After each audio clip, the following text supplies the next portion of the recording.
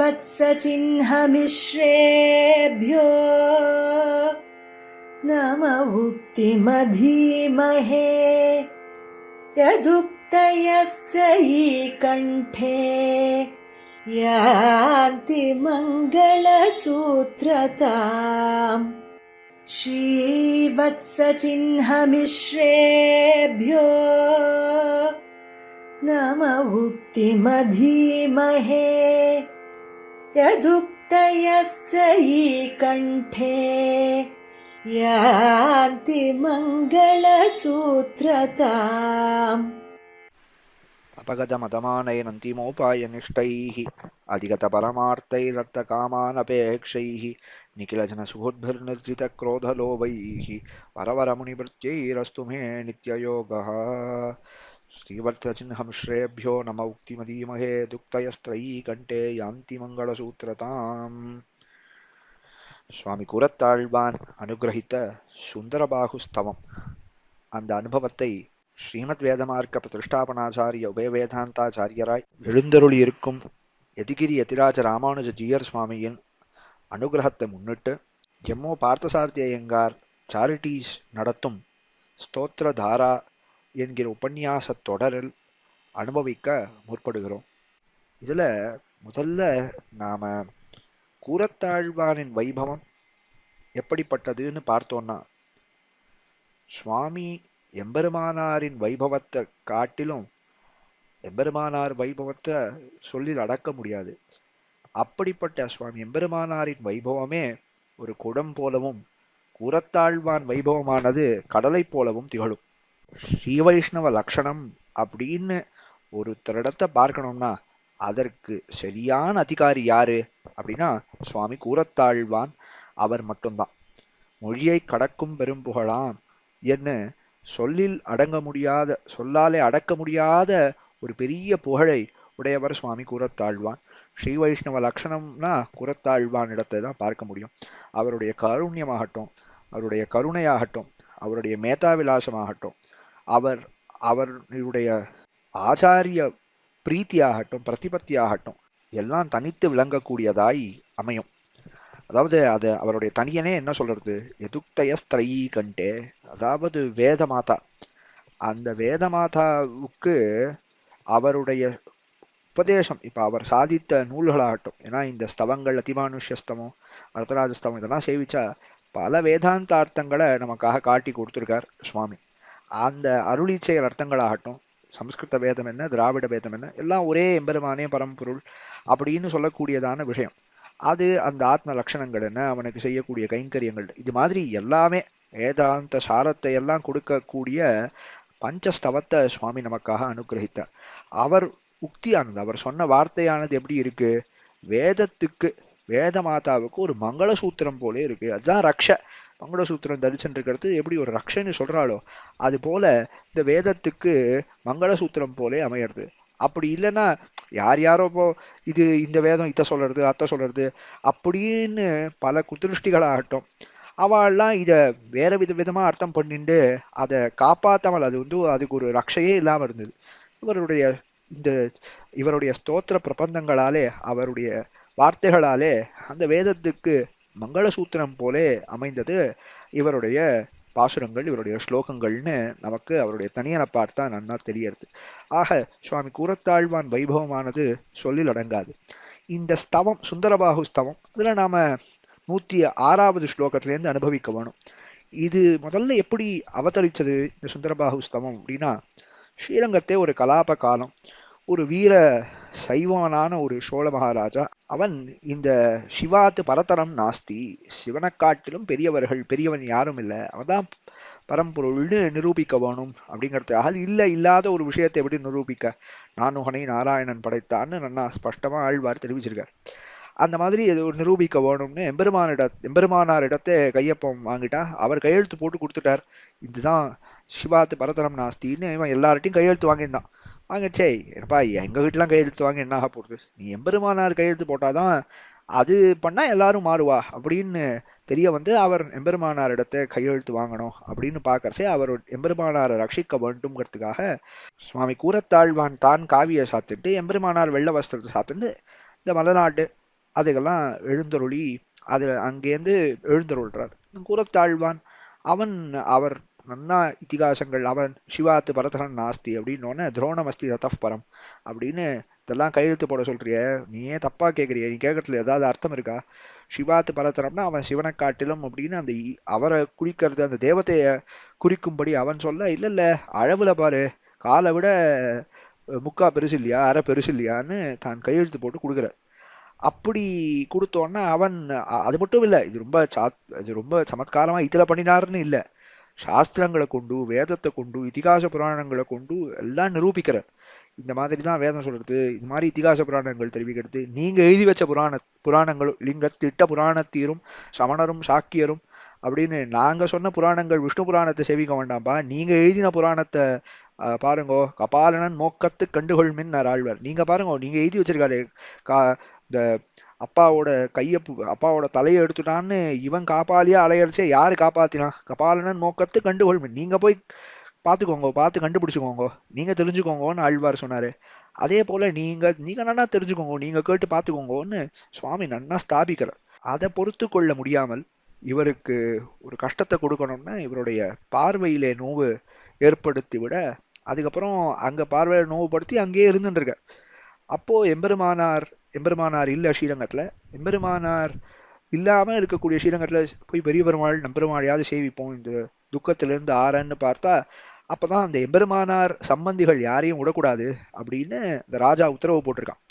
அங்க இருக்க ஒரு சேவகர்கள் இல்ல எல்லாரையும் விட வேண்டாம், குரத்தாழ்வானை மட்டும் விடுவோம், அவர் பெரிய ஞானவான், அவர் ஆத்ம குணங்கள் எல்லாம் ரொம்ப நிரம்ப பெற்றவர், அவரை மட்டும் விட்டுடுவோம்னு பேசுறான். சுவாமிக்கா ரொம்ப ரொம்ப மன வருத்தம். எம்பெருமானார் சம்பந்தம் போய் அந்த எம்பெருமானார் சம்பந்தம் அறுத்தால்தான் எனக்கு நம்பெருமாள் சேவை கிடைக்கும்னா அந்த சேவையே வேண்டாம், அப்படி போய் சேவிக்கிறதா, அப்படி நான் போய் சேவிச்சேன்னா எனக்கு எம்பெருமானார் சம்பந்தி இல்லைன்னு ஆயிடுமே, எம்பெருமானார் சம்பந்திகள்லாம் இங்க வரக்கூடாதுன்னு போட்டு அடியனை மட்டும் விட்டான்னா எம்பெருமானார் சம்பந்தம் போய் இந்த ஆத்ம குணங்கள் இருக்குன்னு இவன் சொல்றதுல என்ன இருக்கு அப்படின்னு அந்த ஆச்சாரிய பிரதிபத்தியோட சுவாமி ஆச்சாரிய பிரதிபத்தி எப்படி இருக்குன்னு தெரியும். இந்த சுந்தரபாஸ்தவத்தோட கடைசியில விஜ்ஞாபனம்னு கேட்கிறார், பிரார்த்திக்கிறார். என்ன பிரார்த்திக்கிறார்? முன்னாடி நான் எம்பெருமானாரோடு இருந்த அந்த அவரோடு இருந்து அந்த நாள்கள் இருக்கே அது கிடைக்க வேணுமே, அவர் திருவடி வாரத்தை இருந்து கைங்கரியம் பண்ணக்கூடிய பிராப்தி எனக்கு கிடைக்க வேண்டுமேன்னு சுந்தர தோளுடையான் கடலழகர் அவரிடத்தை பிரார்த்திக்கிறார். திருமாலிருஞ்சோலை அழகரிடத்தை பிரார்த்திக்கிறார் கூறத்தாழ்வான். அது நன்னா தெரியறது. அதனால அங்க ஸ்ரீரங்கத்துல இருக்க வேண்டாம், பெருமானார் இல்லாத இடம் அப்படின்னு ரொம்ப மனம் வருத்தப்பட்டு, அந்த சோழராஜன் இருக்கிற இடம் இருக்க வேண்டான்னு ரொம்ப வருத்தப்பட்டு அங்கேருந்து திருமாலிருஞ்சோலைக்கு பயணமாறார். அப்படி பயணமாகும் போது நம்ம மாதிரியா இவாள்லாம் ரொம்ப பெரியவாளா இருக்கவாளுக்கு எப்பவுமே பகவத் சிந்தனம் இருக்கும். அப்போ இந்த வழிநடையே போகும்போது பகவானுடைய ரூப குண சௌந்தரிய அந்த அனுபவத்திலேயே இருக்க வேண்டும்ங்கிறதுக்காக அந்த அனுபவத்தை பண்ணி கொண்டு வரவர் ஸ்ரீவைகுண்ட ஸ்தவம் என்ன, அதிமானுஷ ஸ்தவம் என்ன, இது எல்லாத்தையும் தான் முதல்ல அந்த வழியடையே அருளி செய்து அதை இந்த எம்பெருமானினுடைய ரூப குண சௌந்தரிய லாவண்யங்கள் சேஷ்டிதங்கள் இதெல்லாம் நன்னா அனுபவித்தார். அதற்கப்புறம் திருமாலிருஞ்சோலை மலை, அங்க அங்க பெருமான சென்னு சேர்ந்து அழகரை ரொம்ப சர்வ சௌந்தரியமாக இருக்கக்கூடியதான அழகர் தான் சுந்தரன்னே பேர் அவருக்கு. அந்த அழகுல அப்படியே மயங்கி அவரோட ரூப குண சௌந்தரிய லாவண்யங்களை பார்த்து அதை வச்சு பாடக்கூடிய ஸ்தவம் தான் இந்த சுந்தரபாகு ஸ்தவம். இது ரொம்ப அப்படியே பெரியவர்கள் சொல்லி இது இவ்வளோ இந்த ஸ்லோகங்களே ரொம்ப அருமையா இருக்கும். இதுல இருக்கக்கூடியதான இதுக்கு ந சமஸ்ட அபியதிகஷ்ட திருஷ்யத்தேன்னு எப்படி எம்பெருமானுக்கு சொல்றோமோ அதுபோல இது போல ஒன்றும் இல்லை, இதை தாண்டிலும் மேம்பட்ட ஒன்றும் இல்லை என்று சொல்லும்படியாக இருக்கக்கூடிய ரொம்ப ஆச்சரியமான ஸ்லோகங்கள். அதுல நம்ம அனுபவிக்க போற ஸ்லோகங்கள் 106லேருந்து 110 வரைக்கும் இருக்கக்கூடிய ஸ்லோகங்கள். இதுல ஒரு பேர் இதுக்கு முன்னாடி கீழே ராமாவதார விற்த்தாந்தங்களை எல்லாம் சாதித்து கொண்டு வருகிறார். அதாவது எப்படி கொண்டல் வண்ணனை கோவலனாய் வெண்ணை உண்ட வாயன்னு நம்பெருமாள் பெரிய பெருமாளை பார்த்து நீதான் கண்ணன் நீதான் ராமன்னு எப்படி ஆழ்வார்கள் அனுபவித்தாலோ அதே பிரக்கிரியையில கள்ளழகன் எம்பெருமான் அவனை பார்த்து சுந்தரபாகு அவனை பார்த்து பாடுற, நீ அன்னோ ராமன், நீதானே அன்னைக்கு ராமனா இந்த சேஷ்டித்தங்கள்லாம் பண்ணினேன், நீ அன்னோ கண்ணனா இந்த சேஷ்டித்தங்கள்லாம் பண்ணினேன்னு அந்த விபவாவதாரத்துல எம்பெருமான் பண்ண சேஷ்டித்தங்கள். ஏன்னா இது பின்னானார் வணங்கும் சோதி, அந்த காலத்துல விபவ அவதாரத்துல இருந்தவர்கள் சேவித்தா, அன்னைக்கு இல்லாதவர்கள் அந்த பிராப்தியை பெறாதவர்கள் என்ன செய்ய? அதுக்காக தான் எம்பெருமான் இங்க எழுதியிருக்கான். அப்போ அந்த எம்பெருமானை பார்த்து நீ என்னோ இந்த சேஷ்டித்தங்களை பண்ணினேன்னு அவனுடைய அந்த சேஷ்டித்தங்களையும் குணங்களையும் அனுபவிக்கிறார். அதுல 106 வரைக்கும் ராம விருத்தாந்தம், அதுக்கப்புறம் 107லேருந்து தொடங்கி கிருஷ்ண விருத்தாந்தத்தை எல்லாம் தெரிவிக்க போற. ராமனும் கண்ணனும் எல்லாமே இந்த திருமாலிருஞ்சோலை அழகர் எம்பெருமான் அப்படி என்பதை இந்த ஸ்லோகங்கள்ல காட்டி நமக்கு கொடுக்கிறார். அதுல 106வது ஸ்லோகம், ரகுகுல திலகஸ்துவம் ஜாது சித்யாதுதானாஸ்சல மிருக மிருகயாயாம் சம்பிரசக்தः புராபூஹு ததுபஜனித क्लेदश्चेदनायाद्य गायन् मधुकरतरुषण्डं रज्यसे किं वनाद्रिम्. இது ராமாவதார விற்த்தாந்தத்தினுடைய கடைசி ஸ்லோகம். இது எப்படி அமையறதுன்னா, எம்பெருமானை பார்த்து ஆழ்வான் கேட்கிறார், இப்படி இந்த இந்த வனம் வண்டின முரளும் சோலை அப்படின்னு இருக்கக்கூடியதான ரொம்ப சந்தோஷத்தை கொடுக்கக்கூடியதான இந்த சோலை, காயன் மதுகர தருஷண்டம் அண்ணா அந்த மதுக்களை இருக்கக்கூடியதான அந்த வண்டின முரளும் சோலை, இந்த வண்டுகள் இந்த சோலைகள்ல அப்படி இருந்துட்டு இருக்கு. அது அந்த பாடின அந்த ரீங்காரங்களோட இருந்து கொண்டிருக்கு. அது அந்த வண்டினங்கள் மதுவை பருகி அந்த தேனை பருகி அதனால அப்படி இருக்கக்கூடிய அந்த சோலை வாய்ப்பு இருக்கக்கூடியதான இந்த இந்த வனம், இந்த இவர் திருமாலிருஞ்சோலை அப்படின்னு எழுந்தருள் இருக்கக்கூடிய இந்த இடம், இங்க சுவாமி இப்போ வர்த்திக்கிறீர். அத்திய ரஜ்யசே கிம், நீர் எதுக்காக எழுதிருக்கீர் இந்த வனாத்ரிம்? இதுல சுவாமி இந்த எம்பெருமான் சுந்தரபாகு ஆக எழுந்தருக்கக்கூடியதான காரணம் என்ன? இது எதுக்கு இப்படி எழுதிருக்கீர்னா, புறாபூஹு, புறா முன்பு நீர் என்னமா இருந்தீர்? ஹே ரகுகுல திலகா, ரகுகுலத்திலே அவதரித்தவனான ராமநம்பெருமான் பண்டு ராமாவதாரம் செய்தருளின அழகரே, ஹே ரகுகுல திலகா, நீர் இங்க இப்போது இந்த எம்பெருமானாக இங்க சுந்தரபாகுவாக இந்த திருமாலிருஞ்சோலை வண்டின முரளும் சோலைன்னு அப்படி சோழ வாய்ப்பு நன்னா ரம்யமாக இருக்கக்கூடிய இந்த இடத்துல நீர் எதற்காக எழுந்தருளி இருக்கீர் தெரியுமா? துவம் ஜாதுச்சித் யாதுதானா சல மிருக மிருக யாயாம் சம்பிரசக்தா, நீர் ஜெயித்தீர், வேட்டையாடி ஜெயித்தீர், வேட்டையாடி நீர். புறா நீர் முன்னாடி வேட்டையாடினீர் ராமனாக அவதரித்த போது. யார? மிருக மிருகாயாம், அந்த ராவணன் போலே இருக்கக்கூடியதான அசுர மிருகங்களை தேவரீர் வேட்டையாடி ஜெயித்தீர், வேட்டையாடினீர், வேட்டையாடி அந்த லோகத்தை காப்பாத்தினீர். காட்டுல ஒரு புலி வந்துடுது, அந்த புலி நடமாட்டம் ரொம்ப அதிகமா இருக்கு அப்படின்னா அந்த ராஜா என்ன பண்ணுவான்?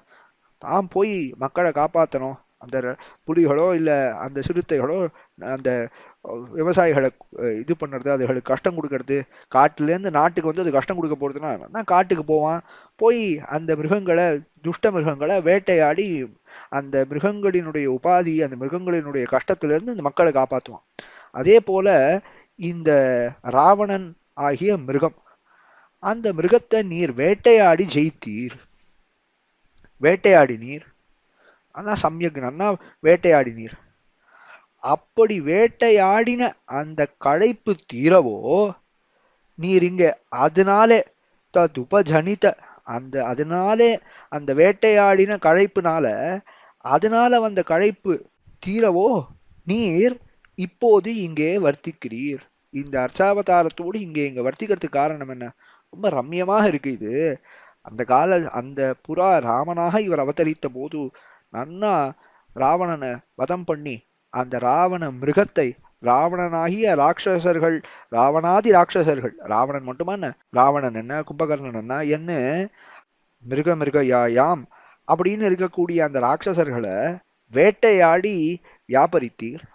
அந்த சிரமம் தீரவன்னும், அந்த சிரமம் தீரவோ இங்கே வந்து தேவரீர் இந்த சுந்தர பாகுவாக இந்த திருமாலிருஞ்சோலை மலையிலே நன்னா ரம்யமாக இருக்கக்கூடிய இந்த சோலையிலே தேவள் இப்போது இந்த திருமலையிலே இருப்பது உகந்து வர்த்திக்கிறீர் போலும், அதுக்குதான் நீ இருக்கீர் போல அப்படின்னு தெரிவிக்கிற. இதுல ரெண்டு விஷயம் இருக்கு. என்னன்னா, ராவணனை கொன்னா எம்பெருமான் அப்படின்னு சொல்லும்போது அது இப்போ ராமவிருத்தாந்தத்தை சொல்லிட்டு வர்றார். ராமனுடைய வீரம் என்ன, பராக்கிரமம் என்னலாம் சொல்லிட்டு வர்றார். சொல்லிட்டு வரச்சே ராவண யுத்தம் அதை பத்தி சொல்லும்போது எப்படி சொல்றா? ககனம் ககனாகாரம் சாகரம் சாகரோபமஹா ராமராவணையோர் யுத்தம் ராமராவணையோர் இவ அப்படின்னு சொல்றது. என்ன, இந்த ராமராவண யுத்தம் இருக்கே அதுக்கு சமானமாக இன்னொரு யுத்தத்தை சொல்ல முடியுமா? இதுக்கு ஒரு உபமானம் காட்டணும். இது போலன்னு இதுக்கு இப்போ கண்ணழகர் கண்ணு நல்லா திருவடி தாமரைகள் அப்படின்னு சொல்றோம். என்ன சொல்றோம்? திருவடி தாமரைகள் தாமரையை போல மென்மையாக இருக்கு, சந்திரனை போல கண்கள் இருக்குன்னு சொல்றா. இதுக்கு ஒரு உபமானம் காட்டணும், இதுக்கு ஒரு எக்ஸாம்பிள் காட்டணும்னா கூட ராமராவண யுத்தத்துக்கு ராமராவண யுத்தத்தை தான் காட்ட முடியும் அப்படின்னு சொல்லியிருக்கு. அவ்வளவு பராக்கிரமமா ராமன் யுத்தம் பண்ணியிருக்கான் ராவணன் இடத்தை, அவனே கொண்டாடுறான். ரஞ்சனீயசிய விக்ரமைஹி. இப்போ அதாவது ராவணன் நன்னா பானங்களை போட்டு இருக்கான், ராமபானத்தை பார்க்கறான். ராமனோட பராக்கிரமத்தை அவனால பார்த்து அந்த யுத்தத்துல சமாளிக்க முடியல, மூர்ச்சையாகிட்டான். அப்போ அந்த சாரதி, ராவணனோட சாரதி, அவனை அந்த பக்கம் அந்த போர்ல எங்கேயாவது மாண்டு விடுவானோன்னு அந்த பக்கம் எங்கேயோ அழிச்சுட்டு போயிட்டான். ஆனால் மூர்ச்சை தெரிஞ்சோன்னு கேட்கறான், எங்க இருக்கேன், என்ன ஆச்சு? நம்ம இங்கி எழுந்தா எல்லாரும் கேட்பாடு, என்ன ஆச்சு, நான் எங்க இருக்கேன் அப்படின்னு கேட்கறச்சே சாரதி சொல்றான். சாரதி ஏதோ நமக்கு ராஜா சன்மானம் கொடுக்க போறார், நாம் அவர் உயிரை காப்பாத்திருக்கோம், அவர் அங்கேருந்து அழிச்சுட்டு வந்திருக்கோமே அப்படின்னு சன்மானம் கொடுக்க போறார் அப்படின்னு நினைச்சிட்டு அவன் பேசிட்டு இருக்கான். ராஜா, நீர் மூர்ச்சி ஆயிட்டீர், உமக்கு ஏதாவது இன்னொரு பானம் போட்டு உம பிராணனே விட்டுடுவீரோன்னு ஒரு பயம் வந்தது, அதனால உண்மை இங்க அழிச்சுட்டு வந்துட்டேன் அப்படின்னு சொல்றான். ராவணன் சொல்றான், என்ன காரியம் பண்ணிட்ட நீ? என்ன சொல்லுவா எல்லாரும்? சத்ரோஹோ பிரக்யாத வீரியஸ்ய ரஞ்சனீயஸ்ய விக்ரமைஹி பஷ்யதோ யுத்த லப்தோஹம் கிருதஃப் காபுருஷஸ்துவயா. என்ன பண்ணிட்டே நீ? என்ன எல்லாரும் என்ன நினைப்பா? நான் யுத்தத்துக்கு போறது என்னத்துக்கு? எவ்வளோ பெரிய ரொம்ப எப்படி ராமன் யுத்தம் பண்றான், அவனுடைய ரஞ்சனீயஸ்ய விக்ரமைஹி, அந்த எதிரிகள் கொண்டாடும் பெருமாள் அப்படின்னு ராமனை சொல்லணும் இல்லையோ, அந்த அவனுடைய வீரியம் என்ன, பராக்கிரமம் என்ன, விக்ரமஹி அந்த வீர பராக்கிரமங்கள் என்ன, அதை பார்த்து அவ்வளோ ஆனந்தமா இருக்கு. அப்படி இருக்கக்கூடிய அவன் முன்னாடி நீ இப்படி தனியா எடுத்துன்னு என்ன எல்லாரும் ஒரு காபுருஷன், எல்லாரும் என்ன சொல்லுவா? என்ன இவன்லாம் எவ்வளோ இவன்லாம் ஒரு பேடின்னு சொல்ல மாட்டாடா, இந்த மாதிரி பண்ணிட்டியே, நான் அந்த யுத்தத்தை நான் ஏதோ யுத்தம் பண்ணிட்டு இருக்கேன் அப்படின்னு நினைச்சியா? நான் அந்த ரஞ்சனீயசிய விக்ரமஹின்னு அந்த அந்த அழகன்னும் ரசிச்சுட்டு இருக்கேன், அப்படி அதான் பண்ணிட்டு இருக்கேன் நான் அப்படின்னு இந்த ராவணன் கொண்டாடுறான். ராமன் அந்த மாதிரி இந்த ராமன் பெருமானினுடைய வீரம் என்ன, பராக்கிரமம் என்னன்னு இருக்கு.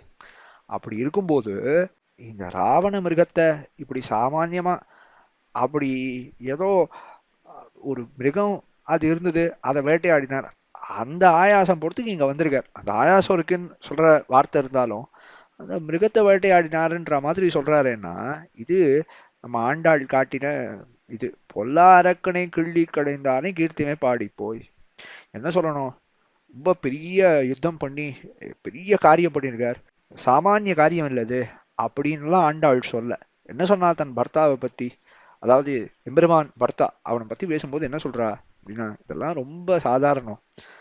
ஆழ்வார் சொல்றார் கண்ணன் எம்பெருமான் விஷயமா, அதை கீழே இவர் சொல்ல போறார். கல்லெடுத்து கல்மாரி காத்தாய் என்னும். என்ன பண்ணா எம்பெருமான்னா, பெரிய மழை, அண்ணா மழை பெய்யறது, இந்த ரொம்ப பெரிய மழை, அதை ரொம்ப கல்மாரி மழை, கல் மழை பெய்யறது. அது எப்படி எம்பெருமான் பார்த்தான்னா, கோவர்தனம் பெரிய மலை, அதை தூக்கி காப்பாத்தினான் அப்படின்னு சொல்ல, கல்லெடுத்து கல்மாரி காத்தாய் என்னும். ஏதோ ஒரு கூழாங்கல்லை எடுத்து இங்க போறச்சு அப்படி எடுத்து அந்த கூழாங்கல்லை வச்சு காப்பாத்தினா மாதிரினா, கண்ணனுடைய பராக்கிரமத்தை பார்க்கும்போது இந்த கோவர்தனகிரி கூட ஒரு சாமானிய கல்லு போலதான், அதெல்லாம் அவருக்கு ஒரு சாதாரண காரியம், விளையாட்டு. அவ்வண்ணம் இங்க தெரிவிக்கிறார். எப்படி பொல்லாரக்கனை கிள்ளி கிடந்தானே, நந்தவனத்துக்கு போயிட்டு இருக்கான் ஒரு ராஜா, போர்ச்சே அந்த நந்தவனத்துல நல்லா பூக்கள்லாம் இருக்கு, பூக்களோட சில முள்ளும் இருக்கு அப்படின்னா, அந்த முள்ளை அப்படியே எடுத்து தூக்கி போட்டார், அந்த அந்த பூவை காப்பாத்தினார்னா, அது போல அப்படியே நந்தவனம் குத்தித்து ஒரு முள் அதை எடுத்து அப்படி தூக்கி போட்ட மாதிரி பொல்லா அரக்கனை கிள்ளி களைந்தானை கீர்த்திமை பாடி போய் நான் ஆண்டாள். அதே வண்ணம் இங்க தெரிவிக்கிறார். அவள்லாம் மிருகங்கள். இவனுக்கு ராமனோட யுத்தம் பண்ணி ராமனாலேயே ஜெயிக்க முடியாத அளவுக்கு பராக்கிரமெல்லாம் அவனுக்கு ஒன்றும் கிடையாது. அவன் சாமானிய மிருகம் போல. அவனுக்கு ஒன்றும் இவனோட யுத்தம் பண்ண ஒப்பிட்ட அளவுக்கெல்லாம் அவனுக்கு கிடையாது. ஏன்னா இங்க கூறத்தாழ்வான் ஆழ்வார் வழி எம்பெருமான் அவனுடைய வீர பராக்கிரமத்தை சொல்லும்போது என்ன சொல்லுவா?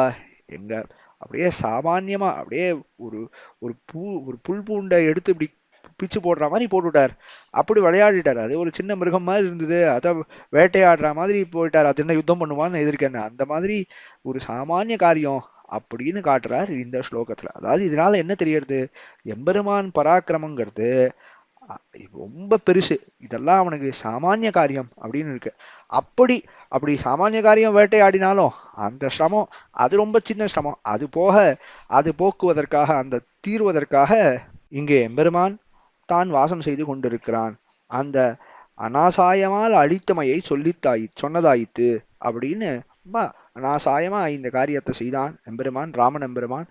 அவனுடைய அந்த அவ்வளவு ராவணனையே அனாசாயமா கொல்லணும். இவனுடைய பராக்கிரமம் என்ன, இவனுடைய வீரம் என்ன, அது சொல்லில் அடங்காது அப்படின்னு தெரிவிக்கிறார் இந்த 106வது ஸ்லோகத்தால. இதற்கப்புறம் கிருஷ்ண விற்த்தாந்தம் அதை சொல்ல போறார். இந்த கண்ணன் பெருமான் விற்த்தாந்தத்தை இந்த சுந்தரபாகு ஸ்தவத்துல சொல்றதுங்கிறது ரொம்ப ஆச்சரியமா பொருந்தக்கூடியதாய் அமையும். ஏன்னா நம்மாழ்வார் திருமாலிருஞ்சோலை எம்பெருமானுக்கு பாசுரம் பாடுறார் 10ஆம் பத்துல. என்ன சொல்லியிருக்கார்?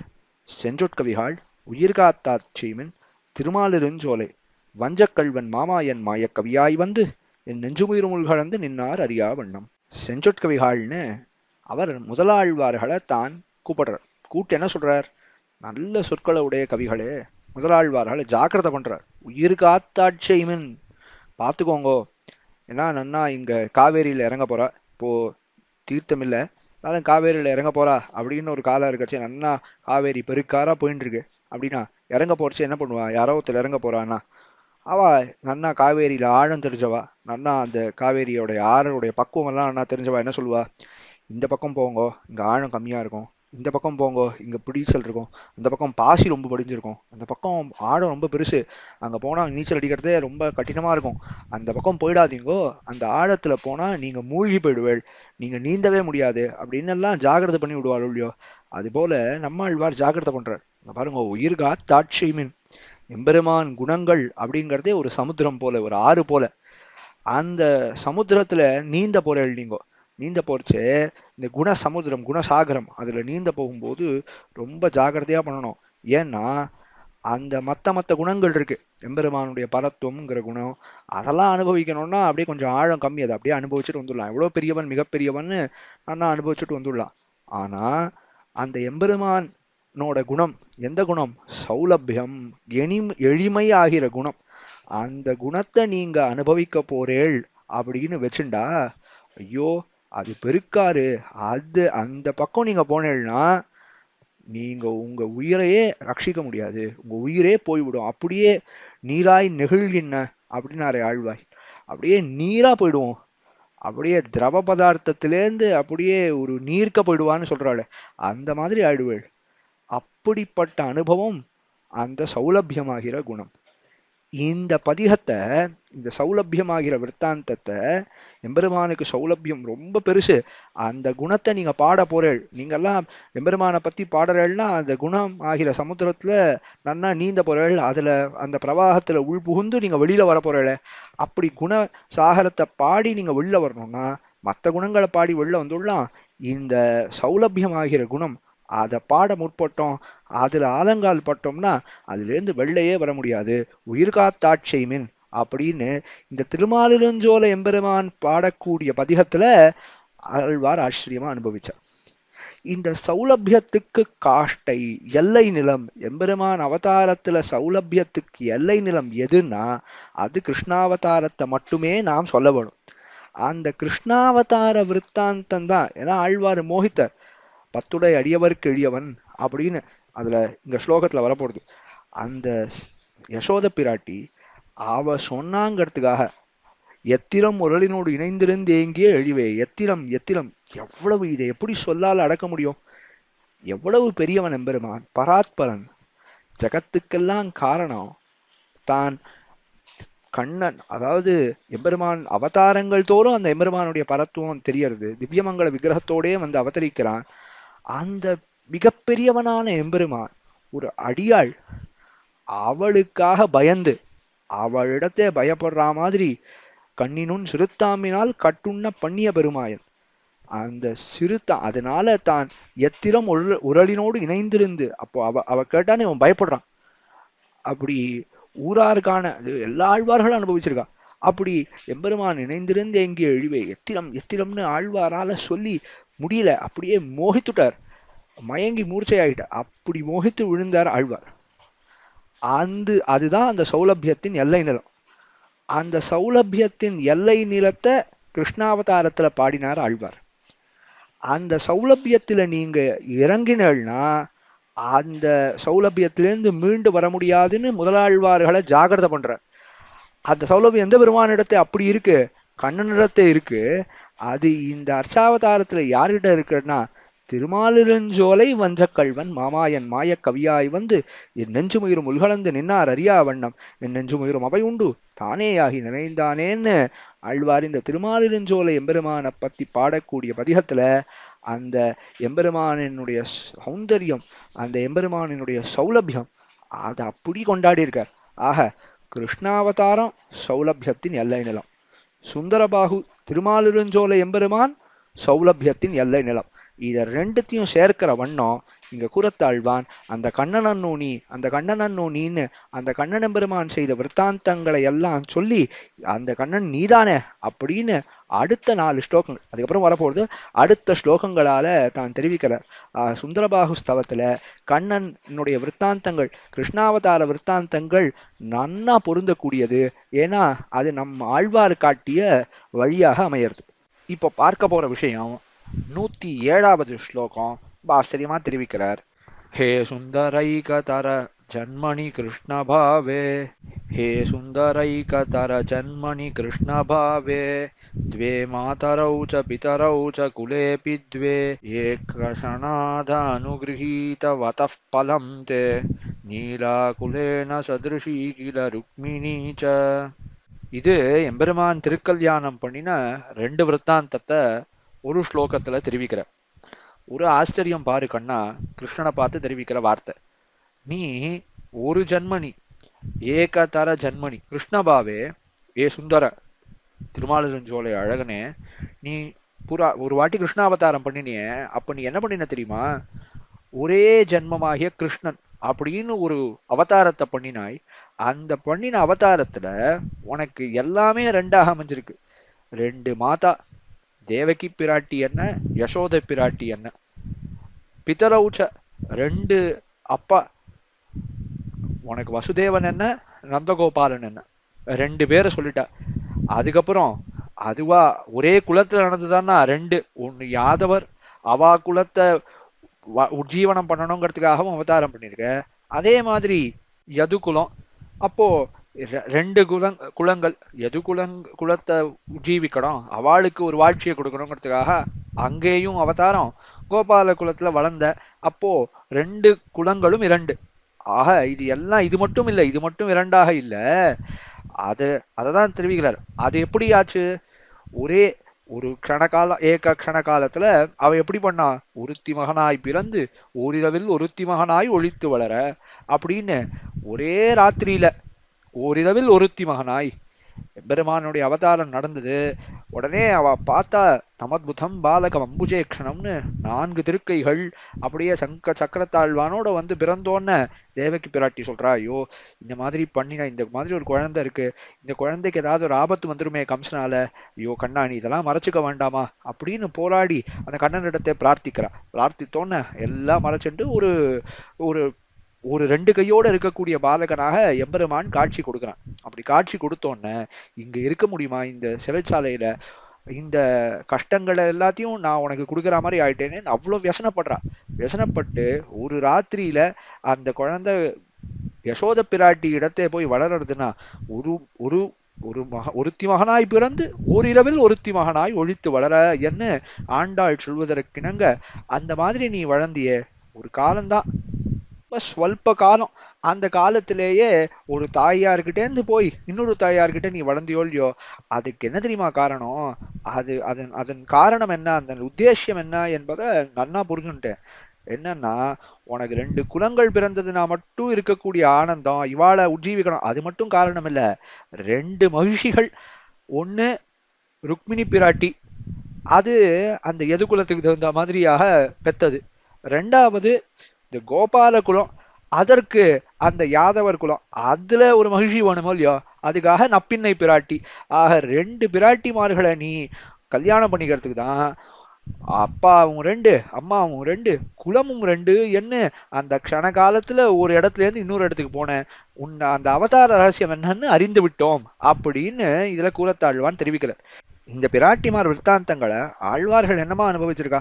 அதுவும் ஆண்டாள் அப்படியே நாச்சியார் திருமொழியில அப்படியே பாடுறா. கண்ணாலம் கோடித்து நம்பெருமாள் ஸ்ரீரங்கம் பெரிய பெருமாளுக்காக பாடுற பாசுரம்.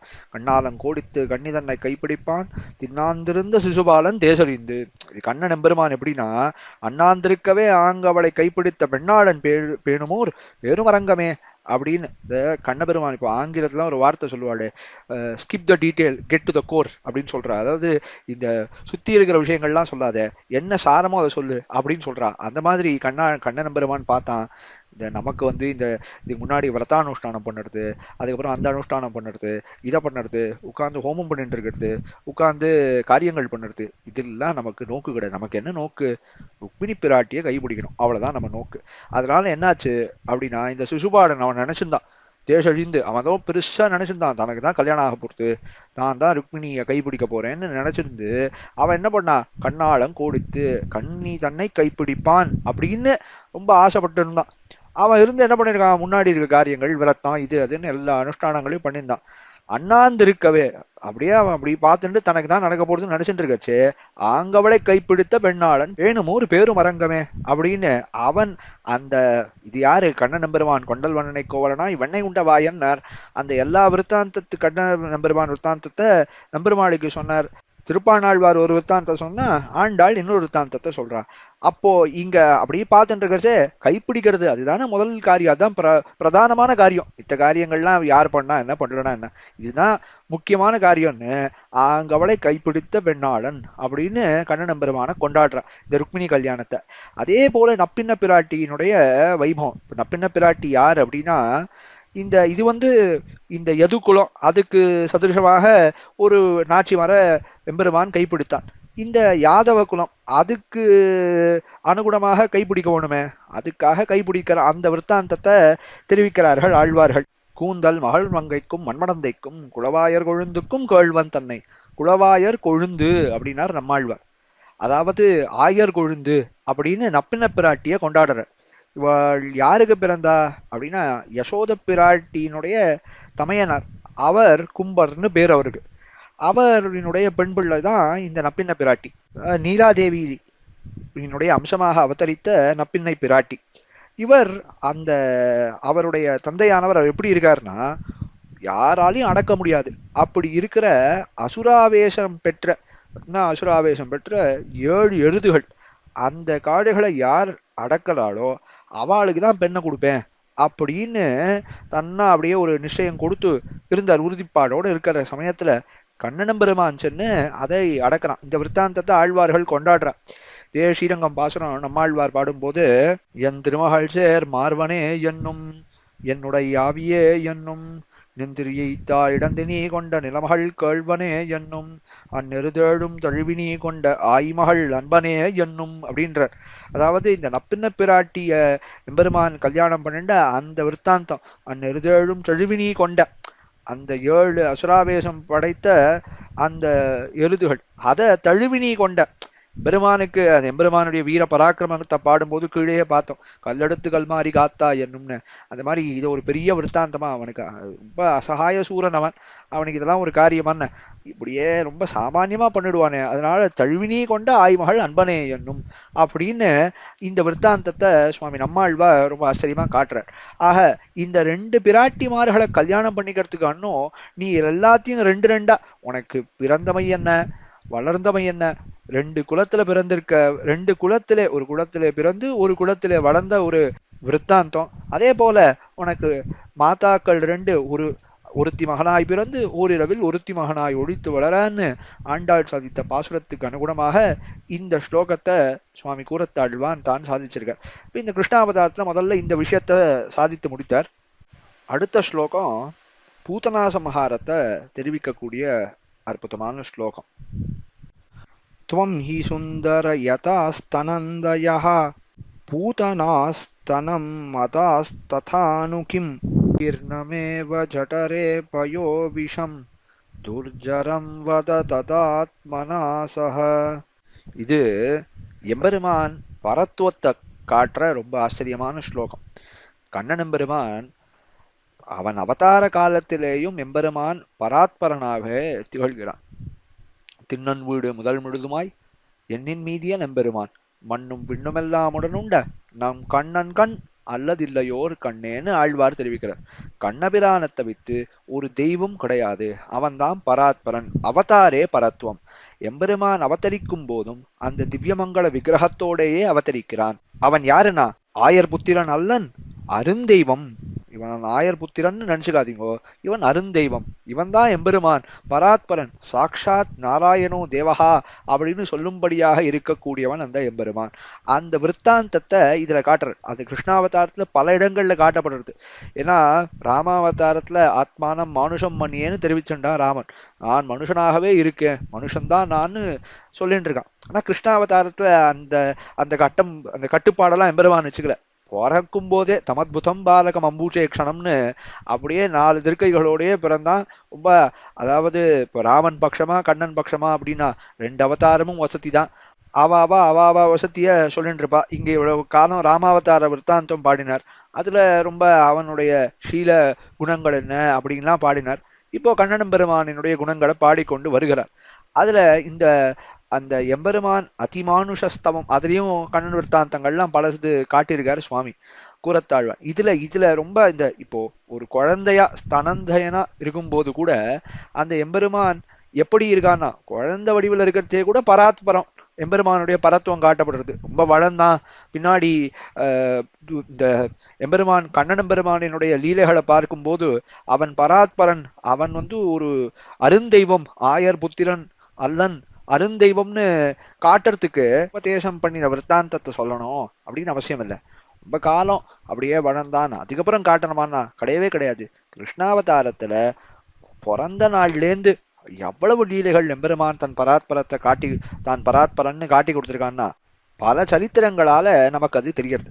அதுல இங்க இந்த பூதனா வதம் அந்த விஷயத்த ஆழ்வார்கள் அவ நிறைய கொண்டாடி இருக்கா. ஆழ்வார்கள் இந்த விற்த்தாந்தத்தை பாடாத ஆழ்வார்களே இல்லைன்னு சொல்லணும். நான் முளைத்தலை நஞ்சுண்டு உரிவெண்ணை தோண்ண உண்டான் வெண்ணிசேர் கழித்தை உண்ணின்னு பொய்கை ஆழ்வார் தொடங்கி எல்லாரும் பாடியிருக்கா. திருமங்கை ஆழ்வார் பாடுறார் என்னன்னா, தாயாய் வந்த பேயுயிரும் தயிரும் விழுதும் உடனுண்டவாயான். எப்படி எம்பெருமான் இருக்கான்னா தாயாய் வந்த பேயுயிரும் தயிரும் விழுதும் உடனுண்டவாயான். முதல்ல வெறும் தயிர் சாட்டான் விழுது சாட்டான் அப்படின்னு கிடையாது. எம்பெருமான் என்னெல்லாம் பண்ணியிருக்கான்னா தாயாய் வந்த பேய், இந்த பூத்தனை இருக்காளு அவ தாய் வடிவுல வரா, வந்த பேய் அவள் உயிரை சாப்பிட்டான். முதல்ல அவர் அண்ணா அவளோட உயிரையும் சேர்த்து சாப்பிட்டுட்டானே அப்படின்னு திருமங்கை ஆழ்வார் தெரிவிக்கிறார். அந்த விற்த்தாந்தத்தை அப்படியே இந்த ஸ்லோகத்துல கூரத்தாழ்வான் தான் சாதிக்கிறார். ஹே சுந்தர திருமாலிருஞ்சோலை அழகனே, நீ ஒரு காலத்துல பண்டு துவம் யதா நீ ஒரு கண்ணபிரானாக திருவவதரித்த போது தேவர் ஒரு குழந்தை ஒரு சிசுவாக இருந்தீர்.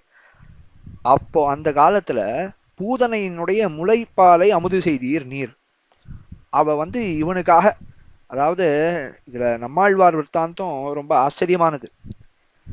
அந்த இத சாட்ட நீர் ஒரு குழந்தையாக இருக்கும்போது அந்த முளைப்பாலை சாட்டீர். அது எப்படி இருந்தது அப்படின்னா அவ துர்ஜரம் பயோ விஷம், அவ ஒரு விஷத்தை கொடுக்குறா. அது யாராலும் அந்த ஒரு உண்டு யாராவது அந்த விஷம் பட்டுடுத்துனாலே அவளால அந்த அந்த விஷத்திலிருந்து மீளவே முடியாது. அந்த விஷம் அவளை கொல்லாம விடாது. அப்படி இருக்கிற அந்த விஷத்தை அதை சாப்பிட்டு என்ன ஆச்சுன்னா அந்த விஷம் ஒன்றும் பண்ணல, நன்னா ஜீரணமாயிடுச்சு எம்பெருமானுக்கு. ஆனா என்ன ஆச்சு, அவளது ஆவியோடு அதுதான் தாயாய் வந்த பேயினுடைய உயிர். அவளது ஆவியோடு ததாத்மனா ததாத்மனா சக அதையும் நன்னா ஜீரணம் பண்ணியாச்சு. அத பூரா பண்ணி இந்த இந்த மாதிரியான விற்த்தாந்தம் இது எப்படி முடியும்? யாரால முடியும்? அண்ணா விஷத்தை சாப்பிட்ட ஒருத்தருக்கு விஷத்தை கொடுத்தான்னா அந்த விஷம் அந்த கொடுத்தவாளோட உயிரையும் சேர்த்து சாப்பிடுறதுன்னா இது எம்பெருமான் பராத்பரன் உம்மால மட்டும்தானே முடியும். இது சாமானியமா ஒரு குழந்தையால முடியுமா? நீர் பராத்பரனோ அப்படின்னு அந்த பரத்வத்தை காட்டி அந்த ஆச்சரியத்தோட இந்த ஸ்லோகத்தை சாதிக்கிற. இது நம்மாழ்வார் ஆச்சரியமா பாடியிருக்கார். மாயோந்தீய அளவலை பெருமாவஞ்ச பேய்விய தூய குளவியாய் விடப்பாலமுதா அமுது செய்திட்ட மாயன். இது வளவேல் உலகு. ஆழ்வார் எம்பெருமானினுடைய மேன்மை எல்லாத்தையும் பார்த்தார். பார்த்துட்டு ஐயோ இவ்வளோ பெரிய எம்பெருமான், அவனோட நாம இருக்கலாமா? நமக்கெல்லாம் அதுக்கு தகுதி இருக்கா? நம்ம அவனை விட்டு விலகியே ஆக வேண்டும். நம்ம இருக்கிறது அவனுக்கு ரொம்ப நம்ம மாதிரி ஒரு தாழ்ந்தவன் போய் இருக்கிறது சேர்றது அவனுக்கு கொத்தைய உண்டு பண்ணுமே அப்படின்னு நினைச்சார். ஆனா ஆழ்வார் இடத்தை அப்படி ஆழ்வார் முயல எம்பெருமான் அவனோட சீலகுணத்தை அவன் அடியாரோடு கூடி பருகக்கூடிய சீலகுணம் அத ஷீலகுணத்தை காட்டி தன்னோட சேர்த்துக்கிறான். இந்த பாசுரம் 10 பாசுரத்துல அதுல வர 9வது பாசுரம் இது. அந்த பாசுரத்துல தான் காட்டுற ஆழ்வார் என்னன்னா, மாயோம் தீய அளவலை பெருமாவஞ்ச பேய் வீழ பூத்தனா சம்ஹாரம் அத சொல்றார். பெருமாவஞ்ச பேய் இவள் எப்படிப்பட்டவள்னா ஒரு பெரிய வஞ்சனையுடைய பேய். எப்படிப்பட்ட வஞ்சனைனா அத ஈட்டுல தெரிவிக்கிறார். எம்பெருமானும் இவளோட வஞ்சத்தனம் எப்படி இருக்குன்னா தாயாய் வந்த பேய் அப்படின்னு அரோல்யோ அதே போல இவ என்ன தான் ஏதோ ஒரு இவதான் இவனுக்கு தாய் போல யசோத பிராட்டிய போல பரிவு தோத்த யசோத பிராட்டி தான் வந்திருக்காளோ அப்படின்னு இருக்கிற மாதிரி ஒரு நடிப்பு.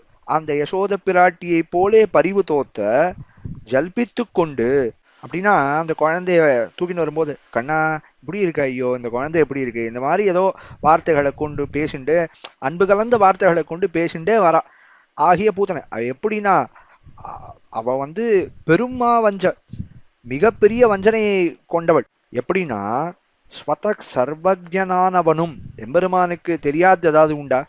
அப்படிப்பட்ட எம்பெருமானும் தாய் என்று பிரமிக்கும்படி மகாவஞ்சகையான பூதனை முடியும்படியாக அவ்வளோ பெரிய வஞ்சக அவ எப்படிப்பட்டவன்னா கண்ணன் எம்பெருமான் சர்வஜகான்னு சொல்லக்கூடிய எம்பெருமானும் அதுவும் ஸ்வதகா வேற யாரோ கொடுத்த ஞானம்லாம் கிடையாது. ஸ்வபாவமே அவனுக்கு சர்வஜன் சர்வசக்தன்னு இருக்கக்கூடியது. அவனே கூட பிரமிக்கிற தாயோ அப்படின்னு பிரமிக்கும்படியாக அப்படி அந்த எம்பெருமானையே மருள பண்ணக்கூடிய அளவுக்கு அந்த வஞ்சனையோட பெரிய வஞ்சனையோட வஞ்சனை தன்மையை உடையவளான பூத்தனை முடியும்படியாக அவ என்ன பண்ணான்னா தூய குளவியாய் இந்த எம்பெருமானை பத்தி சொல்றார். எப்படின்னா இவன் ரொம்ப பெரியவன், ரொம்ப குழந்தையா இருக்கான் அப்படின்னு அவனுடைய மேன்மை நடையாடாத நிற்க செய்து. இப்போ எம்பெருமான் தூய குளவியாய் ரொம்ப சின்ன குழந்தையா இருக்கான் அப்படின்னா அவன் எம்பெருமான் அதுல ரொம்ப தன்னுடைய பரத்துவத்தை எல்லாம் காட்டிக்கவே இல்லை. ஏன்னா தமத் புத்தம் பாலக வம்சன்னு மறைக்க சொல்லிட்டா இப்போ இங்க இருக்கச்சே அது தோத்தாதபடி அப்படியே ஒரு சின்ன பிள்ளையாத்தான் தன்னை காட்டிக்கிறான். அப்போ அந்த பிள்ளைத்தனத்துல ஒன்றும் குறைவு கிடையாது. தூய குளவியாய் இவன் பராத்பரன் அங்க காட்டிக்கவே முற்படல. அப்படி இருக்கச்சையும் விடப்பாலமுதா அமுது செய்திட்ட மாயன். இந்த விஷமானது என்ன ஆச்சு? அவ விஷத்தை தான் கொடுக்க வந்தா. அந்த விஷமானது என்ன ஆச்சு அப்படின்னா அமிர்தமாகி விட்டது. ஏன்னா இவனை ஒண்ணுமே பண்ணல, இவன் நன்னா ஜெரிச்சுட்டான். அதான் இங்க தெரிவிக்கிறார் கூறத்தாழ்வான். உன்னை ஒண்ணுமே பண்ணலையே, சாமானியரால் இந்த மாதிரி முடியுமா? தேவரி சாட்ட அந்த விஷமே அது ஒன்னும் படல, அவளோட உயிரை போயிடுத்து. அவள் உயிர் போகும்படியா அதுதான் பெருமாவஞ்ச பேய் வீய அவ போயிட்டா. இவன் எப்படி இருக்கான்னா தூய குளவியாய் விடப்பால முதா அந்த விஷம் கலந்த பாலானது விஷம் கலந்த அவ விஷத்தோட கொடுக்கிற பால் அது அமுதம் போல ஆயிடுத்து. அது எப்படி ஆச்சுன்னா இவன் தூய குளவிதான். இவன் தான் பராத்பரத்தை காட்ட வேண்டாம், தான் பராத்பரன்னு காட்ட வேண்டான்னு தான் இருக்கான். அப்படி இருந்தாலும் அததான் தூய குளவி, சின்ன குழந்தைதான்பா அப்படின்னு இருக்கான். அப்படி இருந்தாலும் அவன் தர்மி. அவனுடைய ஸ்வபாவம் எப்படி இருக்கு? இப்போ ஒரு தர்மத்தை நன்னா பண்ணி பண்ணி அந்த தர்மத்தினால புண்ணியம் சேர்ந்து ஒருத்தன் இருக்கான் அப்படின்னா அவன் என்ன ஆகும்? அவன் என்னதான் மறைச்சிருந்தாலும் அவன் தர்மிங்கிறது காட்டாது, போயிடுவான்னு போகாது அவனை விட்டு. அது போல கண்ணன் வேறு பரமபதநாதன் வேறான்னா கிடையவே கிடையாது. அதனால அந்த தர்மியை வேறாக்க ஒண்ணாமையாலே விரோதித்த ஆசுர பிரகிருதிகள் முடிய பிராப்தம்.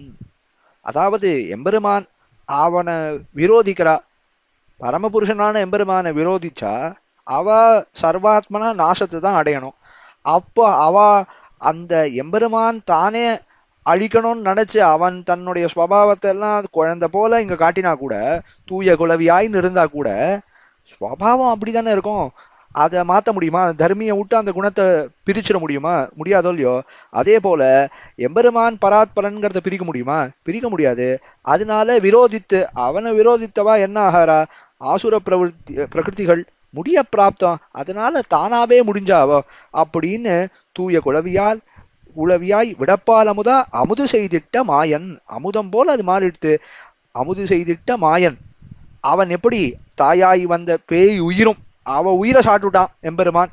இங்க மாயன்னு தெரிவிக்கிறா. ஏன்னா விஷமும் அமிர்தமாகும்படி அமுது செய்து தன்னை தந்து நம்மை உண்டாக்கின ஆச்சரிய பூத்தன். இவ எப்படி கொடுத்தான்னா இதுல தெரிவிக்கிறார், எனக்கும் அல்ல பிறர்க்கும் அல்ல அவனுக்கே என்ன அவள் அனன்யாருகம் ஆக்குகையாலே அமிர்தமாயித்து. பெருமான் எப்படி இவன் பெருமானினுடைய இந்த வைபவத்தை என்னமா கொண்டாட இவ என்ன பண்றா? இந்த கம்சன் அதுதான் இங்க இந்த பெரியாழ்வார் அனுபவித்திருக்கார். அத்தத்தின் 10ஆம் நாள் தோன்னியா அச்சுதன் முத்தம் இருந்தவா காணீரேன்னு பாசுரம் பாடுறாரு.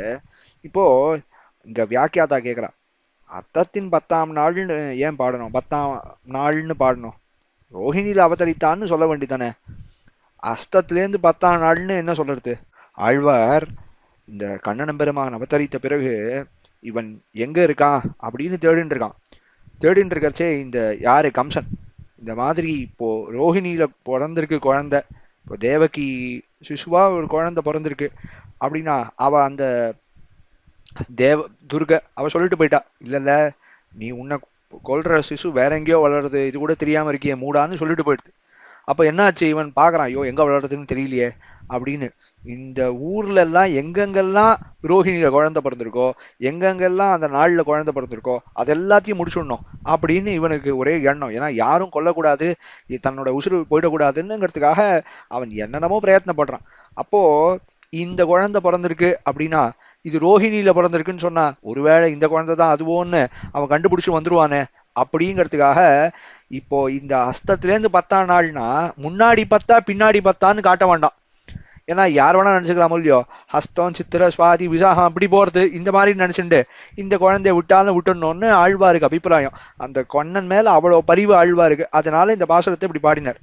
இது ஏன்னா அந்த குழந்தைக்கு சின்ன சிறுபிராயம் போதே, இப்போ ஊனசோடச வருஷோமே ராமஹான்னு தசரதன் என்ன சொல்றான்னா, ஐயோ என் குழந்தைக்கு இன்னும் வயசெல்லாம் ஆல, நீங்க போய் ஏதோ யாகத்தை ரட்சிக்கணும்னு சொல்றாள், அசுரர்களோட சண்டை போடணும்னு சொல்றாள், 16 வயசு கூட இன்னும் வரல என் குழந்தைக்கு, நான் எப்படி அனுப்புறதுன்னு தசரதன் சொல்லிட்டு இருக்கான். அந்த அவர் யுத்தம் பண்ணதே 16 வயசு, அந்த அந்த சமயத்துக்கு கொஞ்சம் முன்னாடி. அப்பதான் யுத்தத்துக்கே போறார் ராமன். ஆனா இங்க குழந்தைக்கோ கண்ணன் பெருமானுக்கோன்னா அவனுக்கு அந்த மாதிரியான ஒரு 10 வருஷம் இருந்தா 12 வருஷம் இருந்தாருதான் கிடையாது. பிறந்த கொஞ்ச நாள்லயே ஒவ்வொரு அசுரனா அமிச்சுட்டே இருக்கான். அப்படி அந்த கம்சனால அனுப்பப்பட்டவதான் இந்த பூதனை. இந்த பூதனை இப்படி அனுப்பியிருக்காளோ இல்லையா, இவ அனுப்பின போது இந்த கண்ணனை கொண்டுன்னு ராத்திரி பொழுதுல வரா வந்து, அதான் கீழே பார்த்தோம், அவ அப்படியே அவளே அவ பெரிய நஞ்சு உடையவள், அவ வஞ்சகத்தை உடைய வஞ்சனையாக தன் அந்த மாதிரி இருக்கக்கூடியவள். ஏன்னா அவ எப்படி இருந்தா, இவ ஏதோ தானே தாய் போல அந்த வஞ்சகத்தன்மையை காட்டினான். அந்த அவ எப்படி இந்த பாலை எடுத்துன்னு வரும்போது, இந்த விஷத்தை எடுத்துன்னு வரும்போது எப்படி வந்தான்னா, இது ஏதோ ஊரா இருக்கு கடைக்கிற குழந்தைகள்லாம் கொடுக்க போறேன் அப்படின்னு எடுத்துன்னு வரல. சரி தானும் பரவாயில்ல எனக்கும் இந்த இதுல கொஞ்சம் சாட்டுக்கிறேன் அப்படின்னு எடுத்துன்னு வரல. எப்படி எடுத்துன்னு வந்தா, தனக்கும் இல்ல எனக்கு கிடையாது, இந்த இந்த எனக்கும் இல்ல எனக்கு எனக்கு கிடையாது பாது அப்படின்னு இருக்கா. பிறர்க்கும் அல்ல, இது எனக்கு மட்டும் அல்லன்னு கிடையாது, பிறர்க்கு வேற ஏதாவது ஒரு குழந்தைய கொடுத்து அந்த குழந்தையையும் நான் இந்த பாலை கொடுப்பேன்னா அதுவும் கிடையாது. அவனுக்கே அவனுக்கு மட்டுமே கண்ணனுக்காகவேன்னு அனன்யாருகத்தோட வேற யாருக்கும் இது அருகதை கிடையாதுப்பா இந்த விஷம் அப்படின்னு வந்து கொடுத்தா. அதனால எம்பெருமான் போ தனக்காக கொடுக்கிறா, எனக்கு மட்டுமே கொடுக்கிறா அப்படின்னு எம்பெருமான் அத கூட போக்கியமாக தான் கொண்டான்னு அந்த எம்பெருமானுடைய வைபவத்தை இதுல தெரிவிக்கிறார் ஆழ்வார். ஆக தனக்குன்னு அனன்யார்கமாக விஷத்தை கொடுத்தா கூட எம்பெருமான் எடுத்துக்கிறான்னா, ஏன்னா நமக்கே என்ன பண்றான், நாம போய் என்ன சமர்ப்பிக்கிறோம், புருஷகாரமா பிராட்டி பண்றான், நாம போய் உபகாரமா என்ன சமர்ப்பிக்கிறோம், பச்சையாக எது சமர்ப்பிக்கிறோம், இங்கேருந்து சன்னதிக்கு போறோம், சன்னதிக்கு போறது உபகாரம் உண்டா அப்படின்னு அர்ச்சகர் கேட்கிறார்.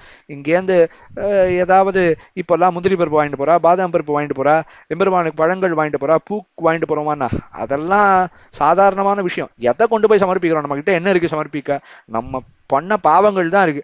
அதே பச்சையாக கொண்டு அதே ஒரு எப்படி ஒரு ஒரு பசுவானது தான் நீண்ட கண்ணுக்கு தானே அப்படியே அந்த அதுல இருக்கக்கூடிய அழுக்கெல்லாம் தானே போக்கி கொடுக்குமோ, அது போல வண்ணும் இவன் எம்பெருமான் அந்த அழுக்கு இவன் பண்ண பாபத்தையே தனக்கு அவன் பச்சையாக கொண்டு அதுதான் இவன் சமர்ப்பிக்க கூடிய விஷயமாக கொண்டு எம்பெருமான் நமக்கு பல அனுகிரகங்களை புரியலாம் அப்படின்னா அது அவனுடைய வைபவத்தை நன்னா காட்டுறது. அதை தான் இந்த பூதனா சமஹாரம். இது சாமானிய குழந்தையால பண்ண முடியுமா, நீ எவ்வளவு பராத்பரன் அப்படின்னு காட்டுறதுன்னு அந்த எம்பெருமானுடைய பரத்வத்தை உகந்து ஆச்சரியத்தோட இந்த ஸ்லோகத்தை கூறத்தாழ்வான் தான் பாடியிருக்கார். அடுத்த ஸ்லோகம் இந்த கீழே பார்த்த மாதிரி அந்த எம்பெருமானினுடைய சௌலபியம் எளிமை, அதற்கு அந்த எளிமையின் எல்லை அப்படின்னு சொல்ற சரித்திரம் என்ன, தாமோதரஹா அப்படின்ற எம்பெருமானினுடைய திருநாமத்தை சொல்லக்கூடியதான அந்த சரித்திரம். யசோத பிராட்டிக்காக அவள் கட்டினான்னு எப்படி சொல்றது, இவன் கட்டுண்ண பண்ணிய பெருமாயன், இவன் தான் கட்டுண்டான் அவளுக்காக. ஏன்னா ஆழ்வார் எம்பெருமான கொண்டாடச்சே எவ்வளவு சுலபன்னு 6 மாச காலம் மோகித்திருக்கார், அந்த 10 அடியவருக்கு அடியவன்கிற பாசுரத்துல. அப்போ அந்த மாதிரி ஆழ்வார மோகிக்க பண்ண அந்த திவ்ய சரித்திரம் அதை தெரிவிக்கிறார் 109வது ஸ்லோகத்தாலே. ஆஸ்ருதேஷு சுலபோ பவன் பவான் மர்த்தியதாம் யதி ஜகாம சுந்தர ஹஸ்து நாம தத்துல்லூகலே கியத் தாமபந்த இதி கிம் ததாருதஹா. எம்பெருமான் கண்ணன் நின் சௌலபியத்துக்கு காஷ்டை எல்லை நிலம்னு சொல்லணும்னா அது எந்த சரித்திரத்தை சொல்றதுன்னா இந்த இந்த சரித்திரத்தை தான் நாம் சொல்ல வேணும். அதை உருகி பேசுறார். கீழே எப்படி இது அப்படியே பொருந்தும், கீழேயே பார்த்த மாதிரி எம்பெருமானினுடைய சௌலபியத்துக்கு எல்லை நிலை தாமோதரஹா என்று சொல்லக்கூடியதான அந்த திருநாமம். அந்த யசோத பிராட்டியினுடைய வார்த்தைக்காக கட்டுண்ண அவளை கட்ட வச்சு அவள் கட்ட தான் அதற்கு அப்படியே ஏதோ ரொம்ப அப்படியே பயந்து போய் அழற மாதிரி அப்படியே ஊராருக்கான அப்படின்னு முதலாழ்வார்கள் சொல்ற மாதிரி அப்படியே தான் கட்டிண்டு நிக்கிற மாதிரி எம்பெருமான் இருந்தானோ இல்லையோ அந்த சரித்திரம், அதுதான் சௌலபியத்தின் எல்லை நிலை. அதே போல சௌலபியத்தின் எல்லை நிலைமைன்னு சொல்லக்கூடியதான ஒரு பாசுரம் எங்க வளருது, திருமாலிருஞ்சோலை பதிகத்துல வளருது ஆழ்வார் காட்டினபடி.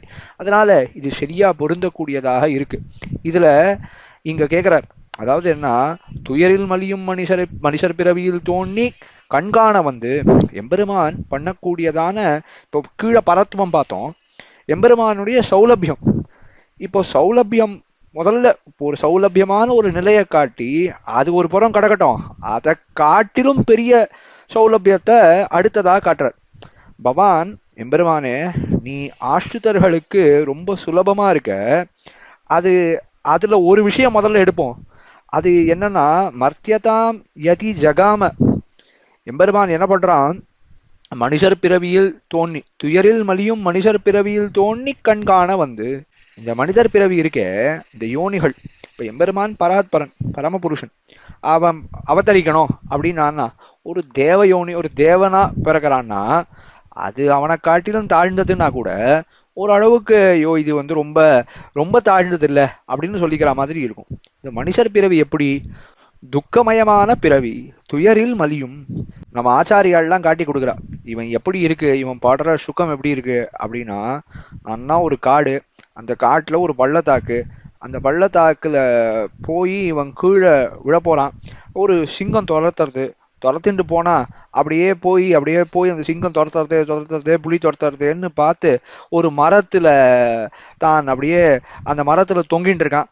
கீழே பார்த்தா ஒரு முதலை, அது வாயை திறந்து வச்சுட்டு இருக்கு.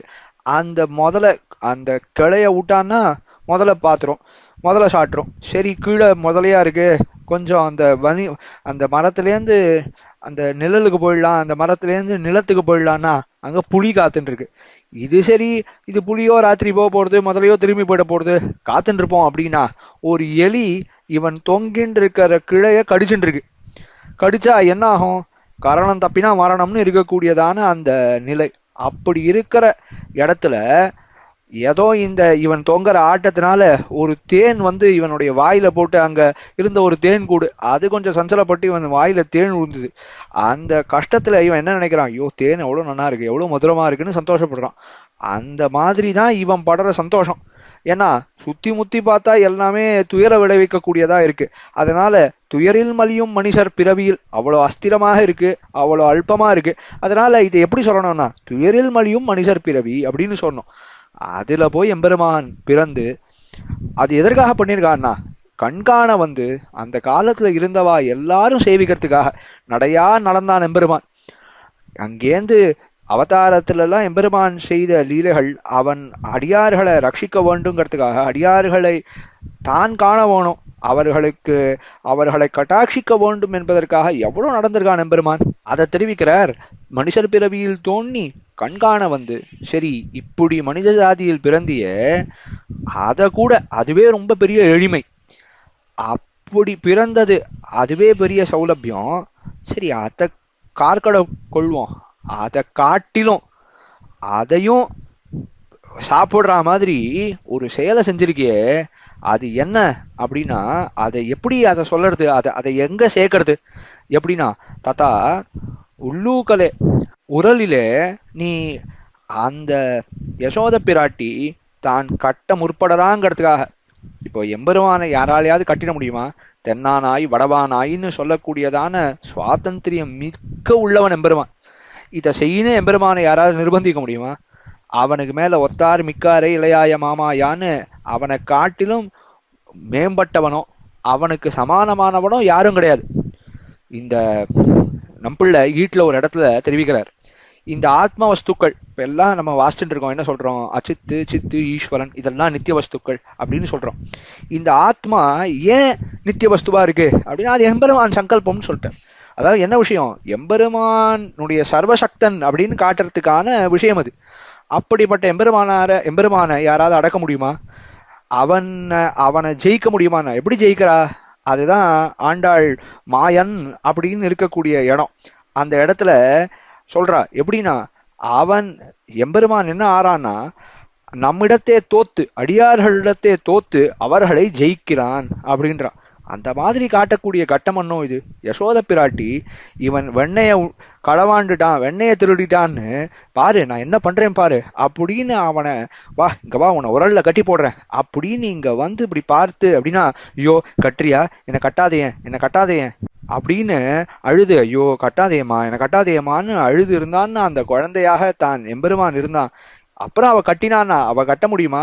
அந்த கயிறை எடுத்து கட்ட முற்படுறா, ஒரு கயிறை எடுத்தா அதால கட்ட முடியல, அதுக்கப்புறம் பெரிய கயிறு ஒண்ணு எடுத்தா அந்த கயிறு சின்னதா போடுது. இப்படி அந்த கயிறோட இவனை கட்ட முடியாம விளையாடி இருந்து, ஐயோ கட்ட முடியலையேங்கிறச்சே எம்பெருமான் ஐயோ யசோத வருத்தப்படுறாளேன்னு தான் கட்டுண்டானே அந்த எம்பெருமான். எவ்வளவு பெரிய திவ்ய அந்த சௌலபியத்தின் எல்லை நிலமாக இருக்கு. விரலோடு வாய் தோய்ந்த வெண்ணெய் கண்டு ஆய்ச்சி உரலோடு உறப்பினித்த நான் குரலோவாதி ஏங்கி நினைந்து அயலார்கான இருந்திலையே ஓங்கோதவண்ணா உரை.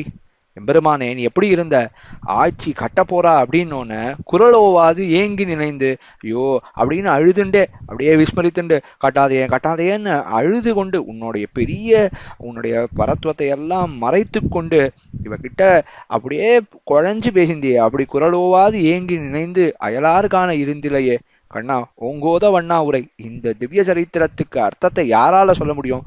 இதை நீ என்ன சொல்ல வேணும்? எவ்வளோ தூரம் எவ்வளவு கயிறு தேவைப்பட்டது உன்னை கட்டி முடிக்க? எல்லா ஆழ்வார்களும் இதுல பார்த்து அதாவது இந்த சரித்திரத்துல மோகிக்காமல், இந்த சரித்திரத்துல ஆழங்கால் படாத ஆழ்வார்களே கிடையாதுன்னு சொல்ல வேணும். அப்படி அந்த எம்பெருமானின் சௌலபியத்துக்கு எல்லை நிலமாக இருக்கக்கூடியதான இந்த சரித்திரம், அதை நினைவு கூண்டு அதை நினைச்சு நீ சொல்லு கண்ணா, நீ என்ன மாதிரியான சரித்திரங்கள், இந்த மாதிரி சௌலபியத்துக்கு நீ எல்லை நிலத்தை காட்டியிருக்கியே அப்படின்னு ஏ சுந்தரான்னு திருமாலிருஞ்சோலை எம்பெருமானிடத்தை இந்த ஸ்லோகத்தை சமர்ப்பிக்கிறார் சுவாமி கூறத்தாழ்வான். அடுத்து இந்த எம்பெருமான் எதனால இப்படி கட்டுண்டு நின்னா அப்படின்னா, அவன் வெண்ணைய திருடினா, அதனால அவ அம்மா யசோத பிராட்டி பார்த்து இந்த மாதிரி நீ பண்ணலாமா அப்படின்னு உன்னை என்ன பண்ற பாருன்னா கட்டி போட்டா. அப்ப அந்த நவநீத சௌரியம் நினைவுக்கு வர அதை வச்சுண்டு இந்த ஸ்லோகத்தை பாடுறார். 110வது ஸ்லோகம். சுந்தரோரு புஜநந்தநந்தனஸ்துவம் பவன் பிரமர விப்ரமாலகः மந்திரேஷு நவநீத தல்லஜம் வல்லவீதியமிருத் வியசூச்சுரஹ.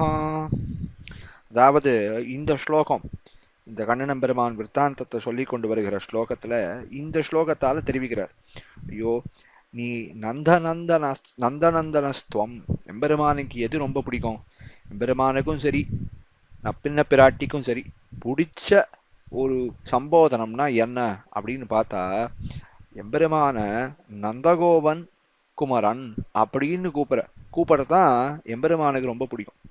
நந்தகோபனின் குமரன் அப்படின்னு கூப்பிடுறது ரொம்ப பிடிக்கும். அதான் சொல்றார் நந்தநந்தனஹா. ஏன்னா கண்ணனுக்கு பல திருநாமங்கள் இருக்கு, அதை சொல்லி கூப்பிடலாமேனா, அப்படி இல்லை, எம்பெருமான் உகக்கக்கூடிய திருநாமம் அப்படின்னா நந்தநந்தனஹா என்பதையே குறிக்கும். இந்த திருப்பாவையில நாயகனாய் நின்ன நந்தகோபனுடைய கோயில் காப்பானே அப்படின்னு வரும். அதுல ஒரு கேள்வி வியாக்கியாத்த அழகிய பெருமாள் நாயனார் பிரிவாசன் போட்டு கேட்டுக்கிறான். என்ன விஷயம்னா, கண்ணன் கோயில் என்னாது நந்தகோபன் கோயில்னு சொல்றாளே, கண்ணன் கோயில் சொல்ல வேண்டாமா அப்படின்னா, இல்ல இல்ல, எம்பெருமான் பரதந்திரனாய் இருப்பதை ஆசைப்பட்டு இருக்கான். ஸ்ரீவைகுண்டத்தை விட்டு இங்க எதுக்கு வந்தான், ஸ்ரீவைகுண்டத்துல எம்பெருமான் பராத்பரன்னு இருக்கான், அதை விட்டு கிருஷ்ணன் உகப்பது பாரதந்திரியம் ஆகையாலேன்னு இருக்கும் அந்த இடம் வியாக்கியானத்துல. வைகுந்தத்துல ஸ்ரீவைகுந்தத்தை இருக்கிறதுல அவனுக்கு அதுல அதுல அவனுக்கு பெரிய ஒரு ஆச்சரியமான சந்தோஷம் இல்ல, நந்தகோபனுக்கு பிள்ளையாய், அதுதான் எம்பெருமான் நந்தகோபன் மகன் என்று அவரை இட்டு தன்னை சொல்லும்படி தான் பாரதந்திரியத்துக்கு அந்த மாதிரி எம்பெருமான் இருக்கான்னு அந்த இட வியாக்கியானம் இருக்கும். ஆக அவர் அபிமானத்திலே இவன் ஒதுங்கின இடம், அதனால தான் இந்த மாதிரி நந்தகோபன் கோயில்னு சொன்னார்னு ஆச்சாரியால் தெரிவிக்கிறார். அந்த அளவுக்கு எம்பெருமான் நந்தகோபன் குமரன் அப்படின்னு தன்னை ரொம்ப சந்தோஷப்பட்டு கொண்டு இருக்கக்கூடிய இடம். அதனால இவர் என்ன பண்ணார், நந்தநந்தனஹா அப்படின்னு தெரிவிக்கிறார். இவன் எப்படி இருக்கான், இவனுடைய அந்த கேசபாஷங்கள் அது எப்படி இருக்கு, ரொம்ப அழகா இருக்கு. கருப்பு வண்ணத்தோட இருக்கக்கூடிய அந்த அந்த கேசபாஷங்கள் அந்த திருக்குழல் கத்தையை உடைய நந்தன் மதலையாய் கொண்டு அப்படி இருக்கக்கூடிய எம்பெருமானே, பவன் நீர் நவநீத சௌரியம் பண்ணது அது அவளோட, அதாவது இந்த கோபிமார்களினுடைய கிரகத்திலிருந்து அந்த மனதிலே புக்கு வெண்ணையை களவுண்டீரோ அல்லது அவர்களின் உள்ளத்தை களவு கொண்டீரோ, எத்த நீர் களவா கொண்டீர், வெண்ணைய களவு கொள்ளவா இல்ல அவர்களுடைய கிருதயமாகிற அதை களவு கொள்ளவா, நீர் எதை களவு கொள்றதுக்காக இந்த காரியம் பண்ணீர், எதை களவு கொண்டீர் நீர் அப்படின்னு கேட்கிறார். அதுல ஆச்சரியத்தோட, அதாவது எம்பெருமான் ரெண்டையும் தான் களவு கொண்டான், அதான விஷயம். எம்பெருமான் வெண்ணையும் களவு கொண்டான், அந்த வெண்ணையை களவுண்டு அந்த நவநீத சௌரியம் போல அந்த அவனுடைய லீலைகளாலே அந்த பால சேஷ்டித்தங்களாலே இந்த அடியார்கள் அந்த கோபிமார்கள் அவர்களின் கிருதயத்தையும் எம்பெருமான் களவு கொண்டான். இந்த திருப்பாவையில உறவு அப்படின்னு சித்தஞ்சிறுகாலையில வரும். உந்தன்னோடு உத்தோமே ஆவோம் அப்படிங்கிற இடத்துல எந்த உறவு, எப்படிப்பட்ட உறவு வேணும் அப்படின்னு அந்த உத்தோமே ஆவோம் அப்படிங்கிற இடத்துல அழகியமனமார பெருமாள் நாயனார் அதை ரொம்ப வர்ணிக்கிறார். எப்படிப்பட்ட உறவு வேணும்னு இந்த கோபிமார்கள் ஆண்டாள் பிரார்த்திக்கிறா. நீ அபிமத வஸ்துக்களை விஞ்சி விநியோகங்கொண்டாள் பொறாதொழில் செய்வதன் என்று வயிறு பிடித்து கொள்ளும் உறவு உண்டாக வேணும். அதாவது எம்பெருமான் அபிமத வஸ்துக்கள், இந்த வெண்ணெய் பால் தயிர் இதெல்லாத்தையும் அவன் அப்படியே சாப்பிட்டுட்டே இருக்கான். அபிமத வஸ்துக்களை விஞ்சி விநியோகம் கொண்டாள், அது அந்த வயிறு ரொம்ப சின்ன குழந்தை, சின்ன வயிறு, அதை தாண்டி எம்பெருமான் அப்படியே பிடிச்சிருக்குன்னு சாப்பிட்றான்னு அபிமத வஸ்துக்களை விஞ்சி விநியோகம் கொண்டாள். புறாதொழில் செய்வதன், ஐயோ எனக்கு பால் போச்சு, தயிர் போச்சு, வெண்ணெய் போச்சு, அதனால வியாபாரம் போச்சு அப்படின்னெல்லாம் எங்களுக்கு வருத்தம் இல்லை கண்ணா, அந்த மாதிரிலாம் எங்களுக்கு எண்ணம் இல்லை. இந்த குழந்தைக்கு ஏதாவது நோவு வந்துருமோ, வயிறு பொறாதொழில் பொறாதொழில் என் செய்வோம் என் செய்கேன் அப்படின்னு, உனக்கு வயிற்றுக்கு ஏதாவது நோவு வந்துருமோ அப்படின்னு பயந்து, எனக்கு வயிறு பிடித்துக் கொள்ளும் உறவு உண்டாக வேணும், பொறாதொழில் செய்வதன் என்ன செய்ய அப்படின்னு வைத்தையோ குழந்தை இப்படி சாப்பிட்றது, இது குழந்தைக்கு ஏதாவது ஆச்சுன்னா என்ன செய்ய போறோம், என்ன செய்யறது, குழந்தை எப்படி பார்த்துக்கும் அப்படின்ற உறவு உண்டாக வேணும், அப்படிப்பட்ட உறவு உன்னோடு எப்போதும் எங்களுக்கு இருக்க வேண்டும் அப்படின்னு உத்தோமே ஆவோம் அப்படிங்கிற இடத்துல இந்த விஷயத்த அழகவனமாட பெருமாள் நாயனார் தெரிவிக்கிறார். ஆக எம்பெருமான் எதை களவுண்டான் அப்படின்னா, கோபிமார் கிருதயத்தனா களவுண்டான், வெண்ணைய களவுண்டான், இந்த வெண்ணைய கொண்டு கோபிமார் கிருதயத்தை களவுண்டா. அதை தான் இங்க கேட்கிறார். நீ எதை களவுண்ட, நீ வெண்ணையா இல்ல நவநீதத்தை, நீ நவநீத சௌரியன் பண்ணியா இல்ல இவாளுடைய கிருதய சௌரியம் பண்ணியான்னா, ரெண்டுத்தையும் எம்பெருமான் பண்ணியிருக்கான் அப்படின்னு அந்த எம்பெருமானினுடைய கண்ணனுடைய விற்த்தாந்தங்களை எல்லாம் இந்த 4 ஸ்லோகங்களால தெரிவித்தார். இன்னும் சொல்ல போறார். ஆக இப்போ இந்த 5 ஸ்லோகங்கள் 106வது ஸ்லோகம் தொடங்கி 110வது ஸ்லோகம் வர இது வரைக்கும் இருக்கிற கருத்து என்ன அப்படின்னா, 106வது ஸ்லோகம் அதுல ராமவிருத்தாந்தத்தை தலை கட்டினார்.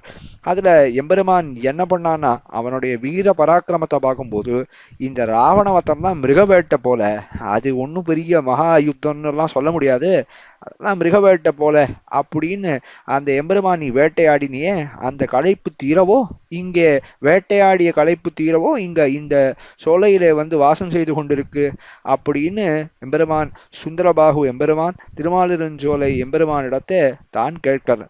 அதே போல அதுக்கப்புறம் கிருஷ்ண விருத்தாந்தத்தை ஆரம்பிச்சார். அதுல முதல்ல நப்பின்ன பிராட்டி என்ன ருக்மிணி பிராட்டி என்ன, இவா 2 பேரையும் நீ உனக்கு எல்லாமே 2 அமைஞ்சிருக்கு, இவா 2 பேரை கல்யாணம் பண்ணிக்கிறதுக்கு 2 குலத்துக்கு சதுருஷமா அவளை கல்யாணம் பண்ணிக்கிறதுக்கிட்டோம் நீ இந்த 2 மாதரவ் 2 மாதா 2 பிதா 2 குலம் ஒரே அவதாரத்துல எல்லாத்தையும் நீ முடிச்சது எப்படின்னா, அது எதற்காக, அதுக்கான பலம், அதுக்கான பிரயோஜனம் என்னன்னா, இந்த 2 பிராட்டிமார்களை திருக்கல்யாணம் பண்ணிக்கிறதுக்கு தானே அப்படின்னு அந்த எம்பெருமான் அவனுடைய 2 விற்த்தாந்தத்தை தெரிவித்தார். அதுக்கப்புறம் அந்த எம்பெருமானினுடைய பூதனா சம்ஹாரம் அந்த விற்த்தாந்தத்தை குழந்தையா இருக்கும்போதே நீ பண்ணின காரியங்கள் என்ன, அது பரத்வ நிரூபகமான விஷயம். அதற்கப்புறம் எம்பெருமான் பராத்பரன்னு சொல்லி என்ன, கிருஷ்ணாவதாரத்துக்கே சௌலபியம் தான் எல்லை நிலம், அதை காட்ட வேணுமோ இல்லையோ, அதை காட்டுறார். அது தாமோதரஹா அப்படின்னு சொல்லக்கூடிய அந்த தாம பந்த அந்த சரித்திரத்தை சொல்லி எத்திரம்னு ஆழ்வார் மோகித்தா மாதிரி இங்க இவர் ரொம்ப ஆச்சரியப்பட்டு அந்த ஸ்லோகத்தை அந்த விற்த்தாந்தத்தை அந்த ஸ்லோகத்தால ஆஷ்ரிதேஷுங்கிற ஸ்லோகத்தால தெரிவித்தார். அதுக்கப்புறம் 110வது ஸ்லோகம் அதுல நீ களவுண்டாயின்னு சொல்றாளே, அது எதை, அந்த வெண்ணையா இல்ல அந்த ஆட்சிமார்களின் உள்ளத்தையானா, அந்த 2த்தையும் தான் களவுண்ட அப்படின்னு அந்த எம்பெருமானிடத்தை கேட்கிற மாதிரி, இது 2த்துல எதை நீ களவுண்டாய் அப்படின்னு பார்த்தா 2த்தையும் களவுண்டா எம்பெருமான்னு அந்த கேள்வியோடு அமையறது 110வது ஸ்லோகம். ஆக சுந்தரபாகு ஸ்தவத்தை 106வது ஸ்லோகம் தொடங்கி 110வது ஸ்லோகம் வரைக்கும் ஒரு 5 ஸ்லோகங்களை யதாசக்தி யதாமதி விண்ணப்பித்தேன். குத்தங்குறைகள் இருக்கும் என்னால் அடியார்கள் பொறுத்தருள வேண்டும்னு பிரார்த்திக்கிறேன். ஆழ்வார் எம்பெருமானார் ஜியர் திருவடிகளே சரணம், கூரத்தாழ்வான் திருவடிகளே சரணம். பற்பமெனத்திகள் பைங்கழலும் தன் பல்லவமே விரலும், பற்பமென திகழ் பைங்கழலும் தன் பல்லவமே விரலும், பாவனமாகிய பைந்துவராடை பதிந்த மருங்கழகும், பாவனமாகிய பைந்துவராடை பதிந்த மருங்கழகும், முப்புரி நூலோடு முன்கையில் ஏந்திய முக்கோல் தன்னழகும், எப்பொழுதும் யதிராசன் வடிவழகு என் இதயத்துள்ளதால், இல்லை எனக்கெதிர் இல்லை எனக்கெதிர் இல்லை எனக்கெதிரே, இல்லை எனக்கெதிர் இல்லை எனக்கெதிர் இல்லை எனக்கெதிரே, இல்லை எனக்கெதிரே, இல்லை எனக்கெதிரே, இல்லை எனக்கெதிரே.